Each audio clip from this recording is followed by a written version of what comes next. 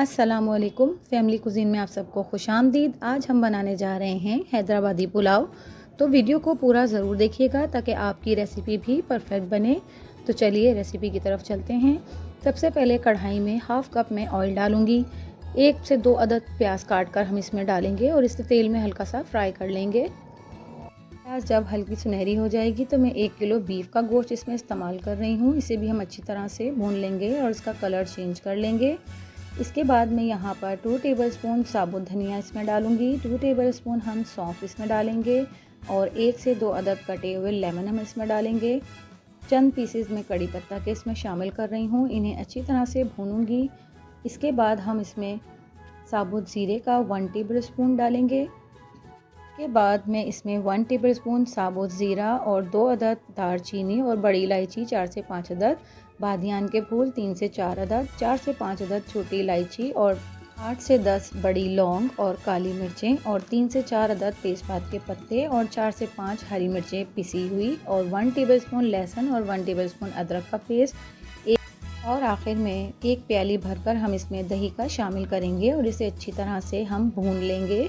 तमाम चीज़ों को अच्छी तरह से भून लेने के बाद मैं यहाँ पर हस्बे ज़ायक़ा नमक का इस्तेमाल कर रही हूँ।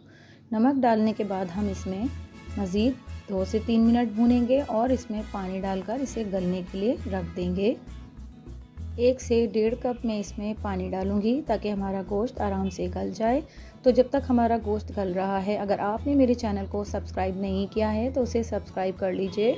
पास में लगे बेल आइकन को भी ज़रूर दबा दीजिए। इससे मेरी वीडियोस की नोटिफिकेशन आपको सबसे पहले फ्री में देखने मिलेंगे। यहाँ मेरी गोश्त मैंने पानी डालकर गलाने के लिए रख दिया है। आधे घंटे के बाद मैं इसे खोलकर चेक करूँगी तो देखिए यहाँ पर मेरा गोश्त गल चुका है और बहुत अच्छी तरह से ये पक गया है। अब मैं इन्हें छान लूँगी। गोश्त की बोटियों को निकाल कर मैं इसकी यखनी छान कर अलग कर लूँगी तमाम मसाला। अब मैं यहाँ पर एक बड़ा पतीला ले रही हूँ और उसमें जो यखनी हमने छान कर अलहदा सारा मसाला कर लिया था वो यखनी हम इसमें डाल देंगे। तमाम यखनी हम इसमें डाल देंगे और यखनी डालने के बाद मैं यहाँ 1 चुटकी जायफल और 1 चुटकी जवित्री का पाउडर पीस कर इसमें डाल दूँगी। 1 प्याली भरकर हरा धनिया हम इसमें काट कर डालेंगे। 1 प्याली भरकर पुदीना इसमें काट कर डालेंगे और जो हमने गोश्त इसमें से अलग किया था अब मैं वो भी इसमें डाल दूँगी और इसे अच्छी तरह से जोश दे लूँगी। अब हम इसमें 1 टेबलस्पून पिसा हुआ गरम मसाला भी शामिल कर देंगे और इसे अच्छी तरह से भून लेंगे ताकि यखनी में जो बाकी के तमाम अज्जा हमने डाले हैं वो अच्छी तरह से उनका जायका इसमें आ जाए। तो यहाँ मैंने 1 किलो चावल पहले से भिगो कर रखे हुए थे, अब मैं वो भी इनमें डाल दूँगी। याद रहे यहाँ पर हम इसमें कच्चा चावल डाल रहे हैं, उबाल कर नहीं डालेंगे। चावल डालने के बाद हम तमाम मसाले को एक दफ़ा और चला लेंगे और इसका नमक चेक कर लेंगे। अगर कम लग रहा है तो आप इसमें डाल दें। मुझे कम था तो इसलिए मैंने इसमें डाल दिया। 1 प्याली भरकर मैं यहाँ पर ब्राउन प्याज का डालूँगी और इसे अच्छी तरह से मिक्स करके हम इसे दम पर रख देंगे।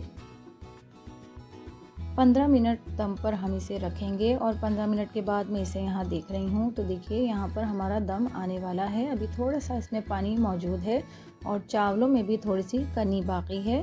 तो हम यहाँ पर 10 मिनट के लिए और इसे दम पर रखेंगे।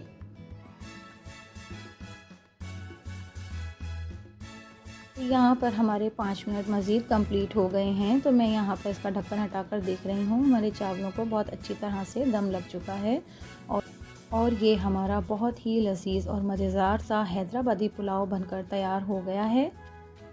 देखिए एक एक दाना खिला खिला और अलग अलग है। अब मैं यहाँ पर थोड़ा सा 3 टेबलस्पून के करीब ऑयल ऊपर से डाल दूँगी ताकि चावल एक दूसरे से चिपके नहीं। तो आप भी इस रेसिपी को ज़रूर ट्राई कीजिएगा, फीडबैक भी ज़रूर दीजिएगा। मिलती हूँ किसी नई रेसिपी और नई वीडियो के साथ। अल्लाह हाफिज़।